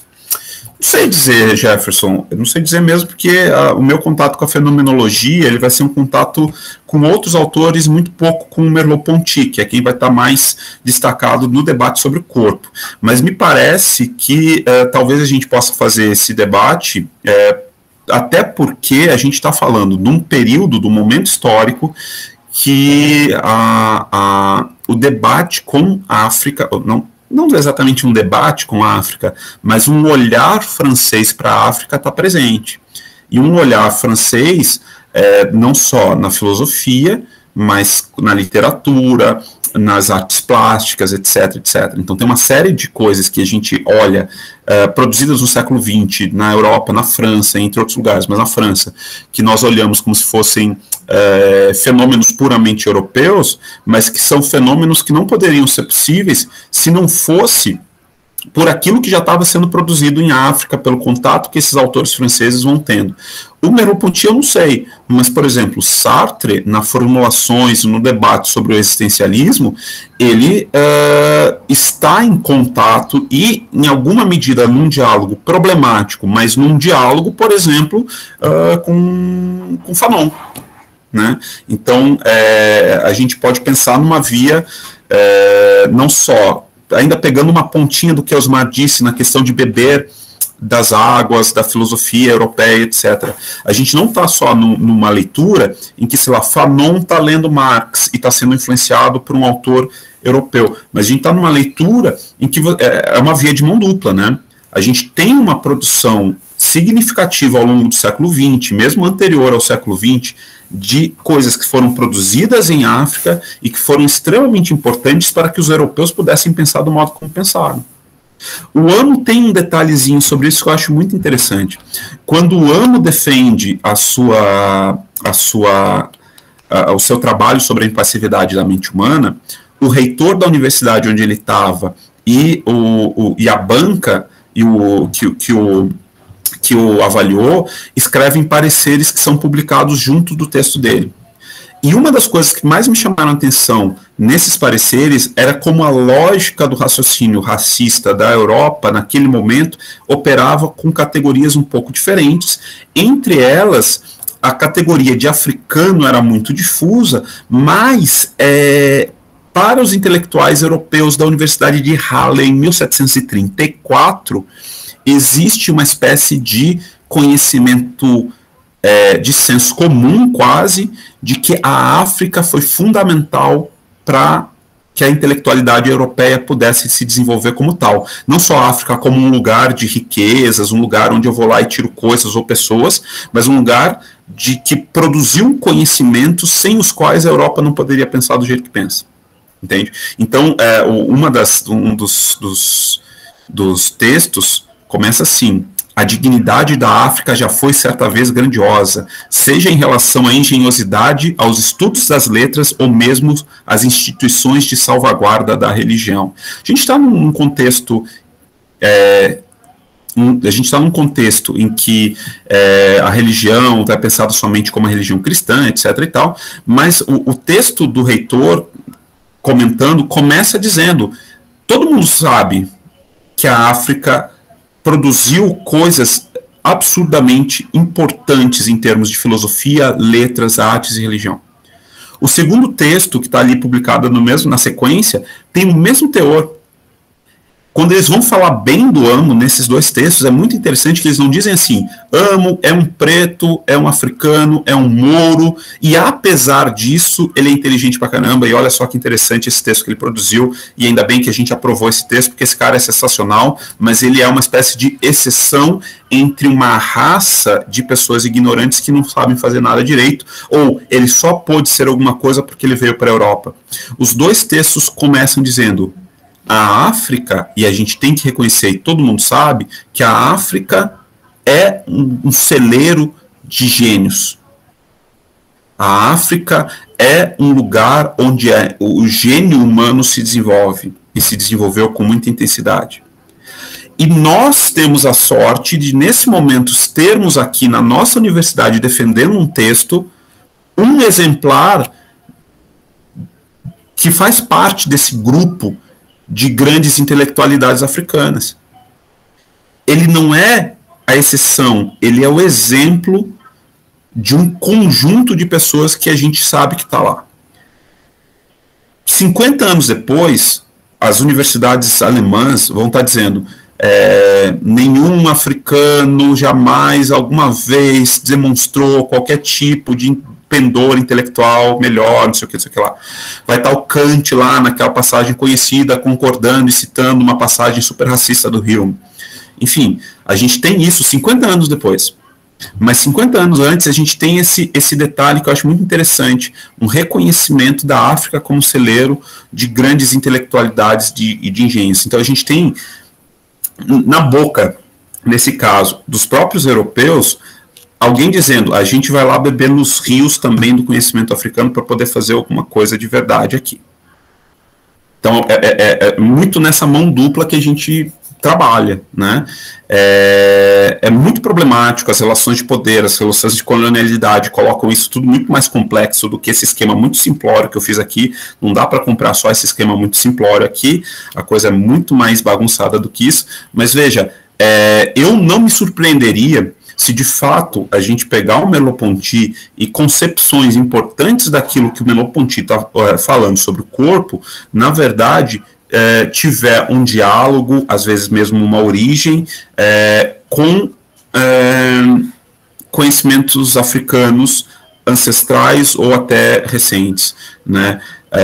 Isso não me surpreenderia, eu só não saberia dizer em relação ao Merleau-Ponty se isso vale ou não vale. O que eu sei dizer é que, de fato, tanto o corpo nas sociedades tradicionais africanas, quanto o corpo na condição diaspórica desempenha um papel central, né?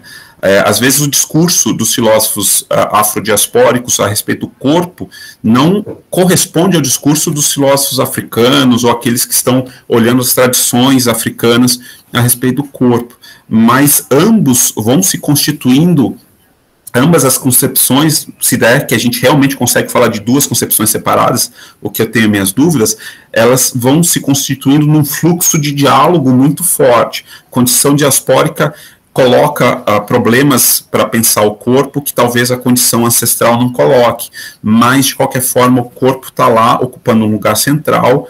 A França do período do Merleau-Ponty sabe disso, tem bibliografia produzida em francês naquele período em que ele está escrevendo, que permitiria que ele tivesse esse acesso a esses, pelo menos parte desses saberes. Eu só não sei se ele fez, esse passo, né? Enfim, falei pra caramba, né? Então, tá certo. Perfeito, muito bom. Só para dizer assim ainda, essa gravação aqui vai estar disponível no YouTube, no canal IFA, Instituto de Filosofia Africana, vai estar lá disponível, e todos os seminários que vão contar mensalmente, a cada segunda sexta-feira de cada mês, né, vai ter um seminário diferente, com expositores e expositoras, com vários temas da filosofia africana, da afrodiaspora, vai estar disponível nesse canal lá, né, no YouTube, depois. A gente está chegando perto já para terminar, né? O Breno perguntou, Jefferson, se essa sua fala vai estar disponível em texto. Eu acho que você já apresentou alguma coisa em artigo, né? Algo parecido. Ainda não está disponível, né? Mas a ideia é desenvolver isso com material de publicação. Talvez até em 4 mãos, junto comigo. Mas certamente eu disponibilizo. Eu não sei como. Eu vou deixar meu e-mail aqui, aí só me enviar uma mensagem que eu marco, assim, eu posso disponibilizar assim que tiver. Mas eu também posso disponibilizar esse ensaio, essa apresentação, não tem nenhum problema quanto a isso. E o Ivo fez uma pergunta aqui, não sei se ele quer comentar, Ivo. Eu não sei nem se foi para o Fernando, para a gente fechar.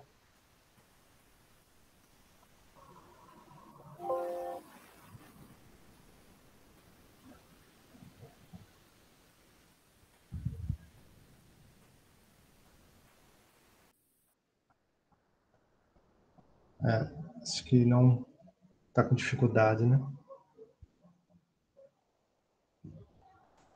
O microfone dele está desligado.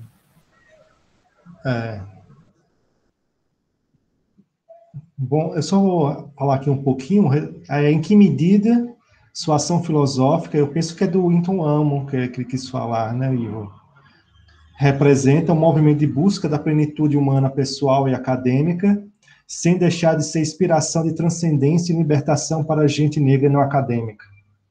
De que maneira ele contribui, né, os pensamentos do Amo para o público não acadêmico. Ele consegue ultrapassar as barreiras da academia. Acho que é mais ou menos isso.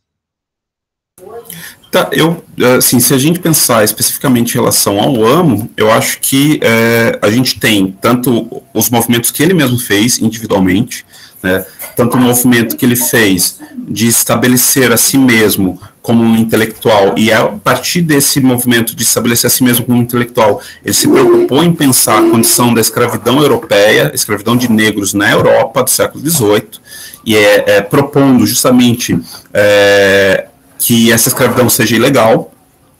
Tem o movimento depois do retorno dele à África, e aí, de novo, falta dados para a gente saber exatamente como que ele se movimenta ali, mas, ao que tudo indica, ele faz um movimento anti-escravista dentro das suas possibilidades no continente africano, e tem aquilo que me interessa muito, o fato de que a sua trajetória nos permite pensar uma série de coisas, e aí não é tanto como ele se coloca como alguém que propõe inspiração, ou melhor, propõe libertação e emancipação, mas como ele nos permite, nós mesmos, tomarmos a responsabilidade de pensar esses temas a partir da história dele, né? Então, refletir sobre nossa condição diaspórica, sobre as condições de nosso lugar dentro da academia, na medida em que nós nos tornamos acadêmicos. Então, a gente está aqui num ambiente que boa parte de nós optou por se tornar acadêmico e teve algumas frustrações ou sucessos dentro dessa trajetória, mas aqui a gente está num contexto em que a maior parte da população negra não tem condições de ocupar, né? Estamos ocupando um espaço muito difícil de ser ocupado historicamente pela população negra. Aí, ao meu ver, a gente acaba assumindo nesse processo uma dupla responsabilidade. Tanto a responsabilidade de reconhecer a importância desse espaço em que a gente está ocupando, tal como me parece que o Amo reconheceu, e usar desse espaço propositivamente para que outras pessoas negras possam também ocupar espaços semelhantes, como nós hoje estamos ocupando. Então, portanto, ao meu ver, faz pouco sentido pensar a condição filosófica dentro da qual eu produzo os conhecimentos filosóficos que eu produzo, sem pensar isso eticamente, politicamente, mas também, assim como me parece que aconteceu com o AMO, e essa condição muito conflituosa que existe no Brasil entre academia e negros, população negra, intelectuais negros, como, de alguma forma, isso nos coloca no lugar de pensar a importância de não restringir todas as possibilidades de emancipação apenas à trajetória acadêmica. Quer dizer, a gente está num lugar importante aqui, difícil, que nos permite um grau de mobilidade que talvez boa parte da população negra não tenha, e que nós mesmos, talvez, no passado, nunca não tínhamos, mas os caminhos precisam ser múltiplos, né? Nós não podemos me parece, contentar com transformar esse nosso lugar na academia na famosa Torre de Marfim, num diálogo somente de nós com nós mesmos, ou ainda numa hipótese pior ainda, nossa com os intelectuais brancos, sem sequer, às vezes, discutir com os demais intelectuais negros que chegaram em lugares parecidos com os nossos. Então, acho que algumas lições a gente tira daí. E, no meu entender, nesse nosso momento histórico no Brasil, pensar a filosofia para além só do campo teórico da filosofia, porque esse purismo da filosofia fechada em si mesmo, que não dialoga com as ciências sociais, que não dialoga com, na medida do possível, com os movimentos sociais, com as reviravoltas políticas que acontecem, essa discussão da filosofia pela filosofia, a meu ver, para usar uma palavra que apareceu muito na apresentação do Jefferson, é fortalecer a academia como uma espécie de tecnologia de supremacismo racial, que é uma expressão que eu tenho gostado de usar, para pensar os problemas que a gente precisa enfrentar no contexto em que nós nos encontramos hoje no Brasil. Então, fazer filosofia somente pela filosofia não parece nos levar muito longe. Não parece que levou o AMO, não foi a opção do AMO, e não acho que tenha que ser a nossa opção. Né? A gente precisa construir em diálogo com os outros saberes de forma muito intensa, talvez ainda mais intensa do que a gente tem feito até agora. É bem isso. E assim, tem várias coisas que a gente podia discutir, tem vários pontos dessa relação e contribuições, pensar o cenário brasileiro mesmo, mas infelizmente por causa do horário, que já está bem adiantado, deixar, encerrar aqui por hoje, e deixar essa... Outro momento vai ter, o retorno do Fernando aqui, né, para a gente, outro momento, para a gente continuar essa discussão, né, principalmente pensar a condição da pessoa negra dentro da universidade, né. O José Jorge de Carvalho, professor da UNB, tem uma expressão que eu acho, né, bacana, que é hoje, agora o momento, a trazer uma cota epistêmica, né, pensar, porque tem público, estudantes de graduação, né, pós-graduação, mestrado, doutorado, que estão lá, que estão pensando coisas diferentes, mas aí o grande problema é como eles vão se tornar professores e professores universitários e universitárias.